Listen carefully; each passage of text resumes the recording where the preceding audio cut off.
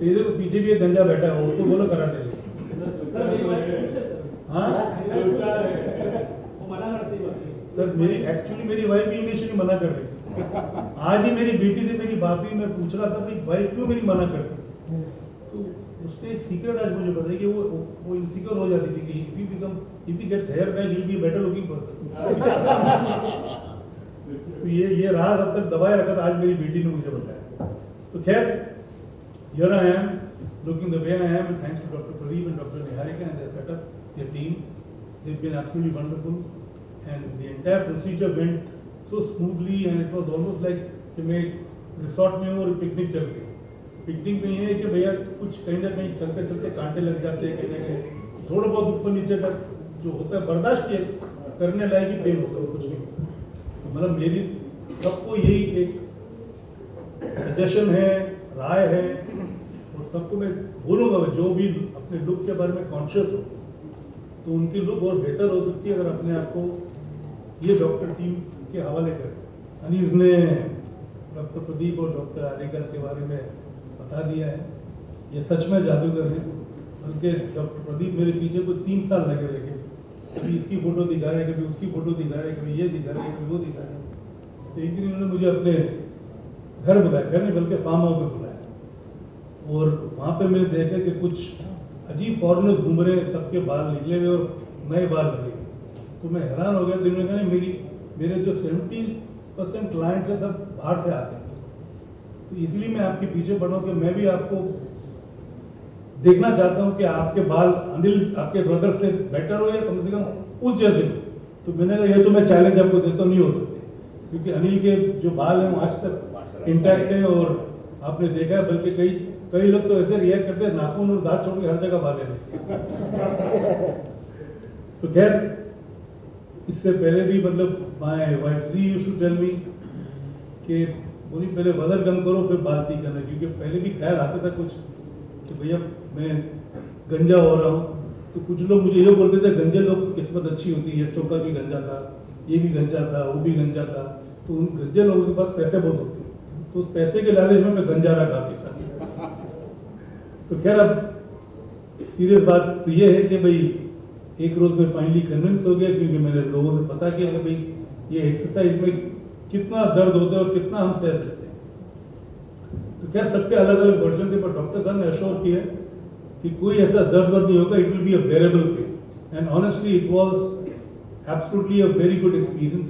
I was in his clinic for 2 days 3 days, और मुझे हर 500 implant के बाद ब्रेक दिया जाता था, खाना खिलाया जाता था। कभी मैंने ज़्यादातर खाना तो मैंने अपने घर से ही मंगाया।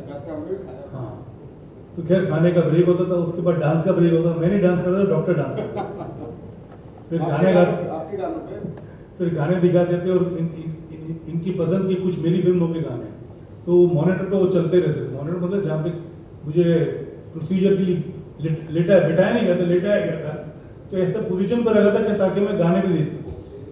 तो खैर पता नहीं चलता, हंसते खेलते 2-3 दिन में इन्होंने कुछ 6700 या 6800 इम्प्लांट कर दिए। बल्कि मेरे साथ जो मेरा असिस्टेंट रहता रामू, तो उसने तो बोल दिया था, क्योंकि इनका टारगेट था 10,000 बाल लगाने का, तो उसने तो ये कहा था इनके हाथ पर बांध दो, बाकी 3,200 भी लगा दो। तो मैंने कहा नहीं, आप अब के लिए इतना काफ़ी है, मैं देखता हूँ इसका रिजल्ट क्या है, उसके बाद मैं दोबारा अपने आप को पेश करूँगा।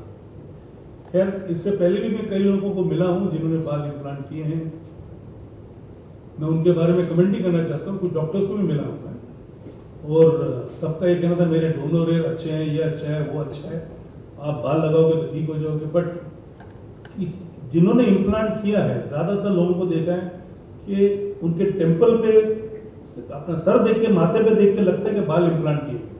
आप लोगों को लगता है मैंने, जो अगर मुझे पहली बार मिलेगा उसको यकीन नहीं होगा कि मैंने बाल लगवाए, क्योंकि डॉक्टर साहब की स्पेशलिटी है, बेसिकली एन आर्टिस्ट। उनका साथ देती है उनकी वाइफ डॉक्टर हरिका। तो ये basically they study a man's face and accordingly they design the entire implants. तो मेरे सर पे काफ़ी इन्होंने ड्राइंग की, एक्सपेरिमेंट किया, ऐसे होंगे वैसे होंगे, पूरी टीम को समझाया। नाचते नाचते कमरे में आते थे, सुपरवाइज करते और डांस करते हुए जाते थे। तो कुछ तो दर्द इनको देख के कम हो जाता, क्योंकि हंसी आती थी। इनका डांस भी ओरिया डांस होता था। तो खैर जितना वक्त मैंने उधर उनके साथ क्लिनिक पे गुजारा, कैसे गुजरा पता ही नहीं चला। और आज जब मैं रिजल्ट देखता हूँ, लोगों से सुनता हूँ, कुछ लोग हैं जो मुझे काफ़ी अरसे बाद मिलते तो उनको यकीन नहीं आता, बल्कि कुछ लोग पहचानते नहीं। एक किस्सा मैं आपको सुनाता हूँ। मैं जब मेरे बाल आ गए थे, ये तो अभी 10 महीने हो गए, 11 महीने हो गए। आज से कुछ 3-4 महीने पहले मैं यूएस गया था, तो इमिग्रेशन में उन लोग फोटो देखते हैं पासपोर्ट की और अपने आपकी शक्ल देखते हैं, सेम आदमी। हाँ, तो वहाँ पे वो देख रहा था और मुझे देख रहा था, मुझे लगा शायद कंफ्यूजन है उसको कि जो पासपोर्ट पे वो ये आदमी है नहीं। मैंने बताया भैया आगे के बाल अभी ये जो बाल देख रहे हो मैंने लगवाए हैं, तो आदमी वही है।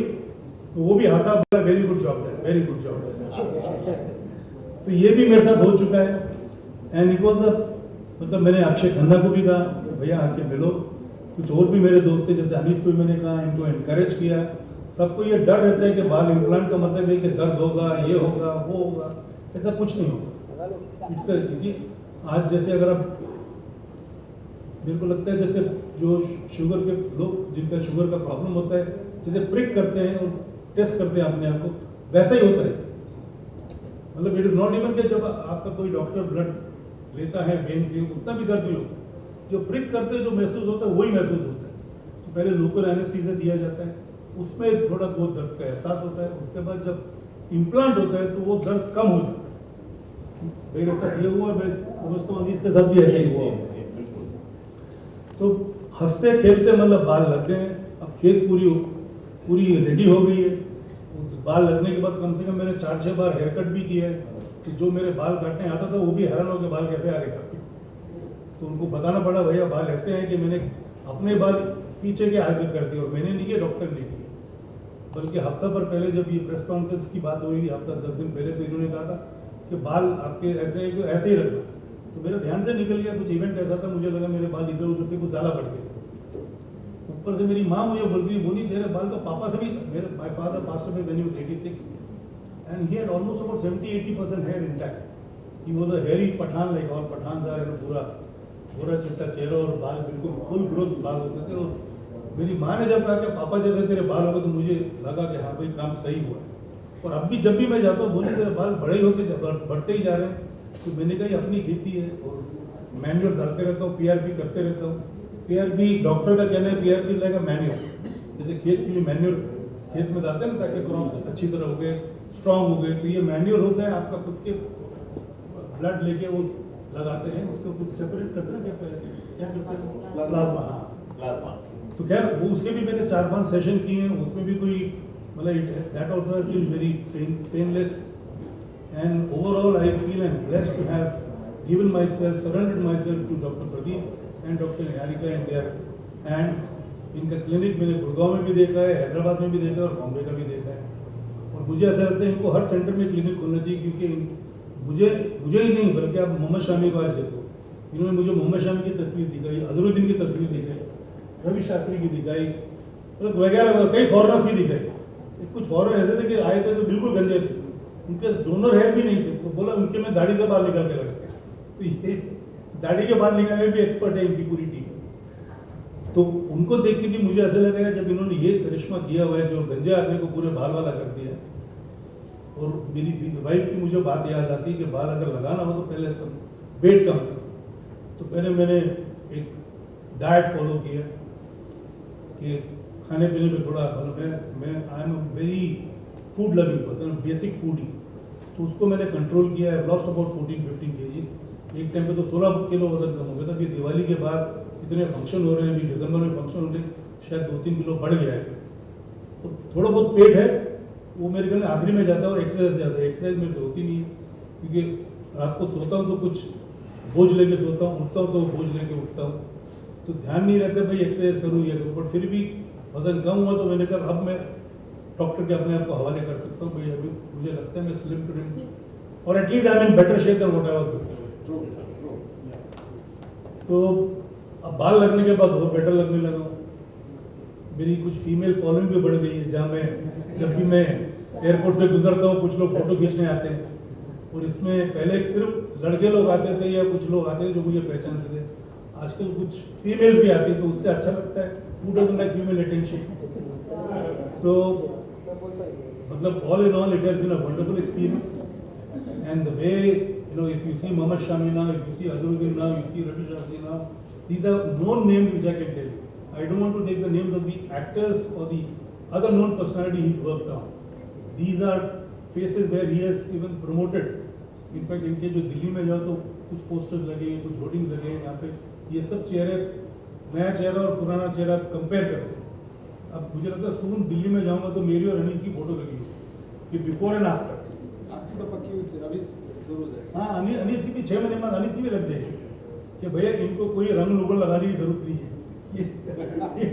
ये अनीस साहब क्या करते, जहाँ पे इनके पैचेस थे वहाँ पे ये कुछ स्प्रे व्रे मार रहे हैं। क्या करना पड़ता है?